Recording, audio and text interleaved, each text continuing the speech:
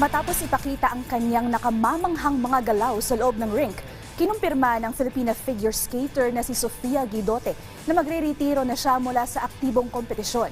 Yan ang ulat ni Rafael Bandairel ng PTV Sports.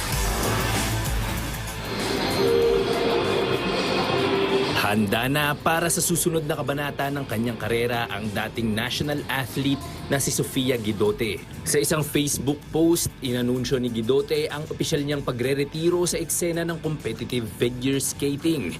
Nitong nagdaang linggo, bahagi si Guidote ng Carols on Ice fundraising ice show na nagsilbi rin bilang farewell event ng Pinay skater. I actually just announced that I just retired. So I really just did everything to enjoy skating, all my favorite moves. So nothing new, it's all just my favorite moves, showing off my skating, everything that I learned throughout the years of my career. Pero hindi naman dito natatapos ang partisipasyon ng 21 anyos na atleta sa larangan ng figure skating. I am already starting to coach. So during the last nationals, I did coach Hayden.